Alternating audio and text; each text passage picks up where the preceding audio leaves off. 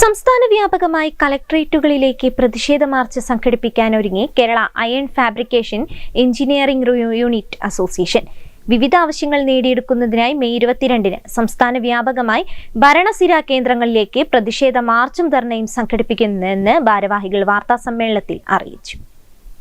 വൈദ്യുതി ചാർജ് വർധനവിൽ നിന്നും iron fabrication യൂണിറ്റുകളെ ഒഴിവാക്കുക, പൊല്യൂഷൻ കൺട്രോൾ ബോർഡിൽ നിന്നും ലൈറ്റ് എഞ്ചിനീയറിംഗ് വിഭാഗത്തിന് നൽകി വന്ന വൈറ്റ് കാറ്റഗറി പുനഃസ്ഥാപിക്കുക, ലൈസൻസ് ഇല്ലാത്തവർ നടത്തുന്ന മൊബൈൽ വെൽഡിംഗ് വർക്കുകൾ നിയന്ത്രിക്കുക, ചെറുകിട വെൽഡിംഗ് വ്യവസായ മേഖലയെ സംരക്ഷിക്കുവാൻ നടപടി സ്വീകരിക്കുക തുടങ്ങിയ ആവശ്യങ്ങൾ ഉന്നയിച്ചാണ് Kerala iron fabrication engineering unit association പ്രതിഷേധ സമരം സംഘടിപ്പിക്കുന്നത്.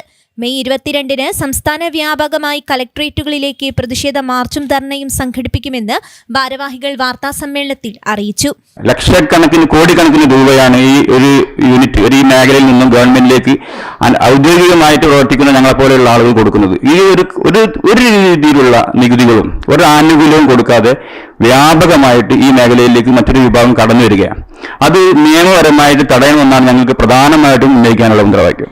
ഞങ്ങൾ അതുമായിട്ട് ബന്ധപ്പെട്ട് ഹൈക്കോടതിയിൽ കേസ് ഫയൽ ചെയ്തിട്ടുണ്ട്. പക്ഷേ ആ കേസ് ഹൈക്കോടതി വിളിച്ചിട്ട് ഉത്തരവാദിത്തപ്പെട്ട രണ്ട് ഡിപ്പാർട്ട്മെന്റ്, ലേബർ ഡിപ്പാർട്ട്മെന്റും തദ്ദേശ സ്വയംഭരണ വകുപ്പും അതിന്റെ ഉത്തരവാദിത്തപ്പെട്ട ആളുകൾ ഇന്ന് വരെ ഹൈക്കോടതിയിൽ ഹാജരാകുകയോ അതിന് വിശദീകരണം മറുപടി കൊടുക്കുകയോ ചെയ്തിട്ടില്ല. അതിന് പോലും ആ രീതിയിലുള്ള നീക്കം പോലും സർക്കാരിന്റെ ഭാഗത്തുനിന്ന് ഉണ്ടാകുന്നില്ല എന്നുള്ളത് വളരെ ഖേദകരമായ കാര്യം.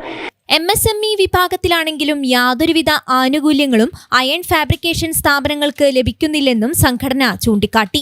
അപകടം പിടിച്ച ജോലിയായതിനാലും തൊഴിലാളികളെ സംരക്ഷിക്കേണ്ടതിനാലും സ്ഥാപനം നിലനിർത്താൻ ആവശ്യമായ പ്രവർത്തനത്തിൽ ഗവൺമെന്റിന്റെ സഹായം അത്യാവശ്യമാണെന്നും സംഘടന ആവശ്യപ്പെട്ടു. വാർത്താസമ്മേളനത്തിൽ V Prasad, AP Abubakkar, IP Shaji, P Vasu തുടങ്ങിയവർ സംബന്ധിച്ചു. News bureau, Kozhikode.